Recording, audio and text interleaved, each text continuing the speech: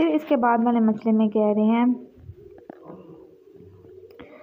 اس کے بعد کہہ رہے ہیں وہ نمازیں جو ترتیب سے پڑھنی ضروری ہیں. ضروری ہے کہ انسان نماز عصر ظہر کے بعد اور نماز عشاء مغرب کے بعد پڑھے. اگر جان بوجھ کر نماز عصر ظہر سے پہلے اور نماز عشاء مغرب سے پہلے پڑھے گا تو اس کی نمازیں باطل ہیں. اگر کوئی شخص نماز ظہر کی نیت سے پہلے ایسے نماز پڑھنا شروع کرے اور نماز کے دوران اسے یاد آئے کہ نماز ظہر پڑھ چکا ہے تو وہ نیت عصر کی جانب نہیں موڑ سکتا، بلکہ ضروری ہے کہ نماز توڑ کر نماز عصر پڑھے. اور مغرب اور عشاء کی نمازوں میں بھی یہی صورت ہے. ٹھیک ہے، یعنی وہ اگر پڑھ رہا تھا نا، نماز پڑھتے پڑھتے اسے یاد آیا کہ میں نماز ظہر پڑھ چکا تھا اور عصر کی پڑھنی تھی، تو پھر نماز توڑ کر دوبارہ شروع کر کے عصر کی پڑھے گا. اور اسی طرح عشاء اور مغرب کی بھی بات ہے. پھر کہہ رہے ہیں اگر نماز عصر کے دوران کسی شخص کو یقین ہو کہ اس نے نماز ظہر نہیں پڑھی ہے اور وہ نیت کو نماز ظہر کی طرف موڑ دے تو یوں ہی اسے یاد آئے تو وہ نماز ظہر پڑھ چکا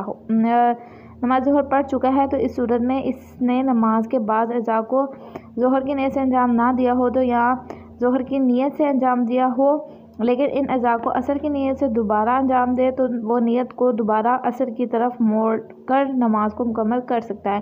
ہاں، اگر وہ جز ایک رکعت ہو تو پھر ہر صورت میں نماز باطل ہے. اس طرح اگر وہ جز ایک رکعت کا رکوع یا سجود دو سجدے ہوں تو احتیاط لازم کی بنا پر نماز باطل ہے. اب یہاں پہ یہ بات کر رہے ہیں کہ اگر آپ کو پتہ لگا ہے کہ نماز پڑھتے ہوئے آپ کو یاد آیا کہ نہیں میں نماز ظہر پڑھنی تھی، اور اگر پہلے دوسری رکعت میں ہے تو مطلب دوسری رکعت میں وہ پڑھ رہا تھا اسے یاد آ گیا تو نماز عصر کی طرف وہ موڑ سکتا ہے.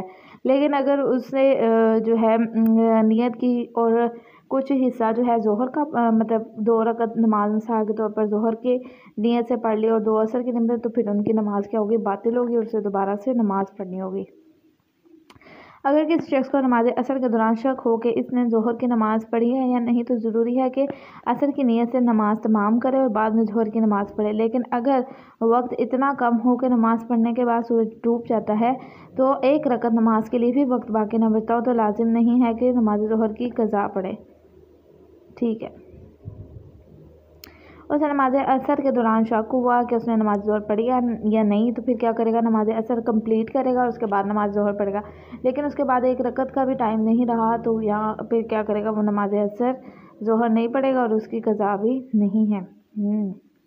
اگر کیونکہ اسے شک تھا، اس لیے اگر کسی شخص کو نماز عشاء کے دوران شک ہو جائے کہ اس نے مغرب کی نماز پڑھی ہے یا نہیں تو ضروری ہے کہ عشاء کی نیت سے نماز ختم کرے اور بعد میں مغرب کی نماز پڑھے. لیکن اگر اتنا کم وقت ہو کہ نماز ختم ہونے کے بعد آدھی رات ہو جائے اور 1 رکعت نماز کا بھی وقت نہ بچتا ہو تو نماز مغرب کی قضا اس پر لازم نہیں ہے. وہی والی سیم بات ہے. ٹھیک ہے، اب کہہ رہے ہیں اگر کوئی شخص نماز عشاء کی چوتھی رکعت میں سے کے رکوع میں پہنچنے کے بعد شک کرے کہ اس نے نماز مغرب پڑھی ہے یا نہیں تو ضروری ہے کہ نماز مکمل کرے اور اگر بعد میں مغرب نماز کے لیے وقت نہ ہو تو مغرب کی نماز بھی پڑھے.